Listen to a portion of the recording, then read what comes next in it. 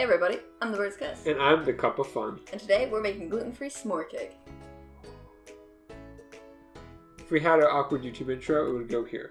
I was experimenting a while ago with recipes on the internet, and I found one and I made it. It was the greatest gluten-free cake ever. That's what it said at least. And that was the title of the recipe. And it kind of tastes like graham crackers. So, now we're making that cake again, slightly altered. To make it taste like s'mores. Inspired by s'mores. I don't know if I should say taste like s'mores. We haven't actually tested it yet. It's going to be the graham cracker cake. There's going to be marshmallow on the inside and chocolate over the top. It's going to be delicious. It's going to be a good time. Change the camera angle. We did it. Okay. So first things first, we have Team 1. Team 1. That team starts with sugar. There's a lot of sugar in this recipe. It's why it tastes so good. Yep. We have butter. A lot of butter. And honey. Approximately about 6 tablespoons of honey. 6 tablespoons of honey. So the thing is, it's really hard to put honey in a measuring device and then get it back out of the measuring device. So we're going to use our knowledge just a guess. Part of why it tastes so graham crackery, I think, is because we use honey. All the honey. Originally the recipe called for what? Vanilla? It called for vanilla, but we didn't have any vanilla. Or we did, but I couldn't find it. Uh-huh. So I used honey instead, and it made it taste like graham crackers. So we kept it. So now we get to cream these bad boys together. Alright, now it's all creamed together. We scrape the bowls back down, side of the bowls back down. Now it's time for the second group of peoples to do things. We have our what guys? Milk. Good old milk. And eggs. Normally the recipe calls for 4 egg whites and 1 full egg. But Ashley can't have eggs. So we have this beautiful egg replacement. Oh yes. Just mix Yummy. it with water, and I'm very curious what it tastes like. So I'm just gonna... Taste it? Oh, it looks so Don't good. do it. Don't do it, guys. Scrape that goo into the bowl. Scrape the goo into the bowl, and now it's time to mix and mix. Alright, we add the liquid, guys, and mix them all in. You can kind of see it's kind of chunky and not well incorporated. That's fine. Once we add them dry guys in there, it'll get together. The dry guys. Speaking of which, next group, the dry guys. Here we have gluten-free King Arthur brand cup for cup flour. There are 2 things about this recipe you need to know. 1, this recipe calls for xanthan gum. But we don't need to do that, because this mix already has xanthan gum inside of it. 2, this recipe calls for cornstarch. But we don't need that either, because it's a cup for cup flour, and that has enough starch in it so we don't have to add any extra. So basically, just use cup for cup flour and makes your life so much easier. Next to the pot, we are going to be adding baking powder and baking soda. We also have, the recipe doesn't call for this, but here we have a cake enhancer. And we're just going to add that to make it extra nice. It's a King Arthur product. It helps cakes get moister and fluffier, and gluten-free cake needs all the help it can get. We also add just a little bit of salt, just a little bit. We don't need that much, we don't even have a measurement for it, just put a pinch in there and that should be fine. It's more for flavor. Whisk it together, or sift it, but we don't have a sieve. With that, the 4 nations have come together and formed Team Dry Stuff. Now we're going to take this and we're going to add it in 4 batches to our wet mix from earlier. So as you can see here, we did more than 1 take to try to get that shot, and it sat for a bit. It looks kind of chunky and weird. That's fine. Just going to add our dry stuff and it'll all come together. It says to add it in 4 parts, but just add it in some parts. Everything's mixed, incorporated, and beautiful. Now it's time to put her in the pan. Wait, sir. Yes? Getting going a little fast there. You need to remember to grease your pan and put parchment in the bottom so you can get it out later. Nothing sticks like a gluten-free cake. See, that's it. You got it. So now I'm going to divide the batter evenly between the 2 molds. Now they're all pretty and smoothed down. We're going to put these guys in the oven, 350, for 25 to 30 minutes, give or take. And while those are cooking, we can make the ganache that's going to go over the top.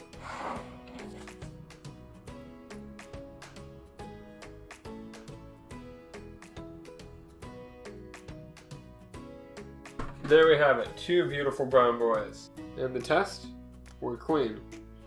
So normally we would use not a butter knife, but we're not prepared for this, so we're using a butter knife. Enjoy that gaping hole, it'll be there for life. Let these cool for a few minutes, 20 minutes or so. 20 minutes? While that happens, get the ganache ready to go. To make a ganache, we need to simmer our heavy cream. But don't bring up the temperature too quickly because then you'll scorch it and you'll break it, and it just won't be very tasty. So there are 3 different types of ganache. We're going to use the middle grade one that is used for glazes and such. which is exactly what we're doing. So to make ganache, we add hot cream to a bunch of chocolate, and then you let it sit for 5 minutes. It's pretty simple. You do have to measure the increments by weight. This one is a 1-to-1 ratio to make our glaze. There are other ratios, but this is the one we're going to worry about right now. So we're just going to let this sit for 5 minutes, and we'll get back to it and whisk it up. So we've been having our ganache sitting here for about 5 minutes, and now I'm going to mix it until it's well incorporated.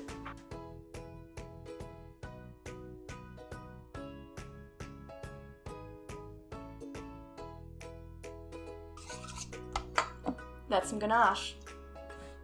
Meanwhile, while she was making the ganache, I was putting some marshmallow fluff in between 2 cakes. So it's going to be a 2-layered cake. Here we have our cakes. Normally I'd cut the tops off, make them nice and flat so they stack nice. But hey, look at these beautiful flat cakes. So I'm just going to go and pretend like they're cut already because they're pretty flat already, and it'll be fine. It's going to be fine, guys. It'll be fine. You think it won't be fine? No. Okay, first cake number 1. So one with the hole in it. And this hole's like my feelings. We're going to put it all the way deep down on the bottom where no one can see it. So hopefully it will just come on out. Beautiful. Peel back our parchment. And there we go. Nice flatness, beautiful graham crackery brownness. It's time for the fluff. I have here this beautiful marshmallow puff cream stuff. You can make your own marshmallows. It's a ton of work and tastes the same. I tried microwaving it so I could spread it easier. That was a mistake. It's going over the top. I got fluff in my microwave.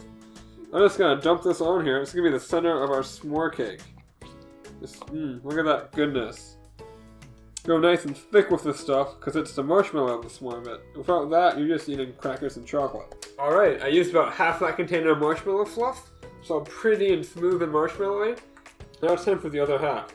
So I have her here. It's cool, I don't know if I can touch it. I'm just gonna try to flip her out like this, and hopefully it comes out okay. Beautiful. I've done this before without parchment, and it was a mess. I strongly suggest you always use parchment. Now I'm going to do it this way, so the flat side's on top, and the slightly risen side with no handprint in it is inside the marshmallow goodness. Line her up all nice and good. And I'm going to add some more marshmallow fluff around the edge, just to kind of fix that crack a bit. Alright, so I've given it a nice, not so healthy coating of marshmallow goodness. We're just going to put this bad boy in the fridge for a minute to kind of set up, hold it shaped better, because marshmallow is vaguely gelatinous. And after that, we're going to add the ganache. Ganache, I said it funny on purpose. It's a joke. So here I have the ganache because this frosting took a little longer than I thought. However, it's gluten-free and it's kind of cracking a little. It's not the most structurally sound, so we're just going to go ahead and add the ganache. I'm just going to pour some on top and spread it around, and maybe we'll get a nice, drip effect on the outside. That'd be great. Get it all over the edge. Oh, and this little lava thing going on over here. This little crack? Oh, yeah, it's food porn right there. Oh, it might go over the edge. It's fine. It's fine. We can wash the table later. Just going to put a little more over here as well. Because, who doesn't like chocolate? Chocolate's great. Oh. I didn't think that through.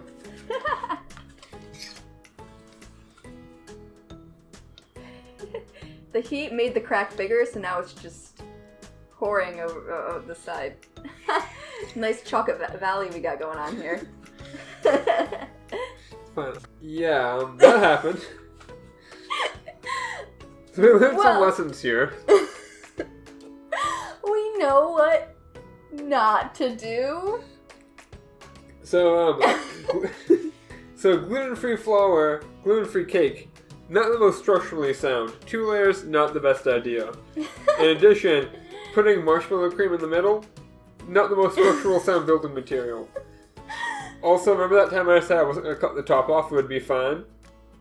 That could have left some shifting, some stress. You can see where it bowed, the sides would come in and make this beautiful crack down the center, this little thing. But I bet it still tastes good. You want to get a slice out of here? Yeah, let's do it. This disaster. Not every cake is a winner. I'm going to try the whole package. I'm going to go around the back side here and just... The back chocolate, marshmallow, all the marshmallow. Very little decoction. It's good. Yeah, so, only one layer of gluten-free cake. Don't make your base out of fluff. It's certainly something. Mostly a mess, but also a cake. Ah. We've learned a lesson. She's still eating it.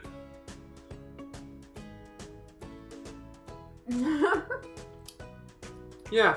Maybe something with more structural integrity next time than marshmallow. Or marshmallow that isn't fluff. Yeah, that was s'more cake, kind of. Yeah, things happened, events transpired. Cake is cake. Well, thanks for watching. Yeah, that was something. What we're doing is lowering the standards, so the next video will be even better. Beautiful. Yeah, it'll be great. Alright, you guys, know what you gotta do. And we'll see you in the next recipe. Luna's here now. Bye.